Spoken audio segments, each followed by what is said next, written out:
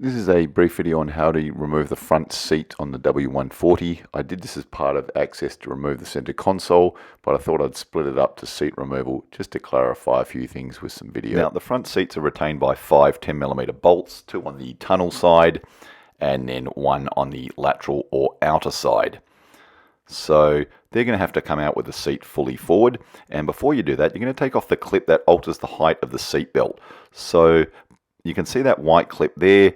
Don't break that off or you're in trouble. So to get some slack in the cable, push the seatbelt up, and that will give you some slack to enable you to gently take off the white clip there before you take off the 310s. So it only goes in one way. There's a groove that fits appropriately, and then gently just feed that out the way. You're also going to have to take it off at the front later on. So then we're going to take out our 310s with the seat fully positioned forward. And this is a two-man job. These seats are heavy. You don't want to scratch up your metal sills or the interior worse. So you're going to want a second set of hands to ultimately get this done. So, as I said, putting the seat forward. Excuse that loose bit of B-trim cloth that's been adhered down. So I've taken off the other seatbelt adjuster on the driver's or right side. That's gently unclipped. And then we'll take the 10s off on that side as well. And that's the work from the rear. So at this point, the front seats will then get the seat belts disconnected, and these little covers for the 7mm seatbelt bolt have leather covering on the 600, so you don't want to go peeling that off. Be careful when you get that off. They are directional, like the 3 pins on them do line up. They're not symmetrical. So seatbelt comes out. There's no washer that's going to drop off into the abyss. Out it comes. And we'll take it off on the driver's side as well. And you can see that's what those bolts look like. And then we're going to put the seat back to get the front 2 10mm bolts out. You can see them coming into alignment on the tracks. There's a little cable binding mechanism on the front outside, and basically you lift one tab up, push the lower end down, and then it slides towards the tunnel side. This thing sort of grabs all the cables, you'll see in a sec, and I'll show you more on the other side of that one. So that comes off. Now the seatbelt adjusting height thing, you just clip the 2 little tabs together and then it'll come out, and you can see there how my colleague MMWA has just pinched them together gently, and you can see by pulling on that how that works. You know, as the seat goes back, the seatbelt adjuster goes up, assuming it's a taller person. So that's now out and no longer connected to the seat. You're not going to bugger up your device. Now, I'm not going to take off the plastic bit. We're just going to disconnect the battery because we've got all the cables under there. There's going to be 2 Phillips on that. So seat's going all the way back on the driver's side. Out comes our 1994 fire extinguisher.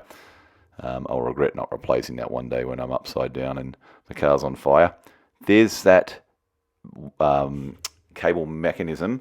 So what the top edge is going up and the lower edge is going down, and it's being pushed in towards the tunnel side, and then you just loop it over the cables.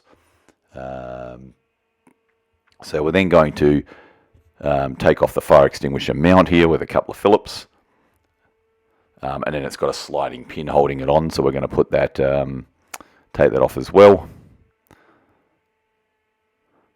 And we're just getting off the seatbelt adjusting height thing on the driver's seatbelt side. So out come the headrests. Be careful with these. The electric motors for the headrests in the first gen ones, those cogs are more susceptible than the second gen ones and they break. So we're going to have to put the seat back and also put the steering wheel in and up to minimize the risk of damaging that once we've got the 10s out. So battery's off. No one wants to get zapped.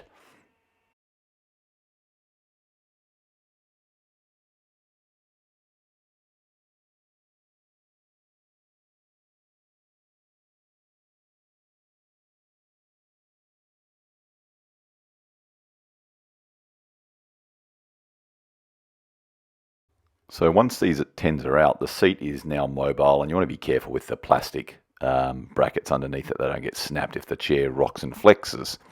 So then we're going to take off the little cover with the two 10s. My one had some cracks on one side here, which was disappointing. These are no longer available, but I seem to see there's a lot of them coming out of Eastern Europe online. So we've got a few cables to disconnect here, and you can see how this bracket is going to slide off. There you go, just slides out. Then we've got to get out the other wire. You can see that, and there's the vacuum line. Being very careful with them. So then there's a cable tie, which we're just going to get off. And then you are ready to get the seat out with a second set of hands. Now these seats are heavy, and frustratingly, as we get older, not so easy to clamber in and out of the car, so have plenty of space and a second set of hands. Don't damage your leather, don't damage the door cards, don't damage your door sills, and don't just plonk them down or you'll snap the plastic trim that's on the base of the tracks. And then basically we're going to move over to the driver's side after this seat's come out. Happy days. And we're going to take out those two front 10s. Over here, you can see the seat wanting to lift up. And once again, we're going to take off that plastic cover over the wires and connectors. The same fracture has occurred on one side of this thing, interestingly. So we're going to gently take that off. And then we're going to disconnect the wires. The vacuum line on the right side, or driver's side for us, was a bit easier access. And then we'll get the cable tie off after that. Now we actually have just covered them up temporarily because the bladders in the back of my seat are leaking, so I don't want the pump burn out, so we just put a cap over them. So the wire tie is released and the seat is now ready to come out, and we'll move on to the center console.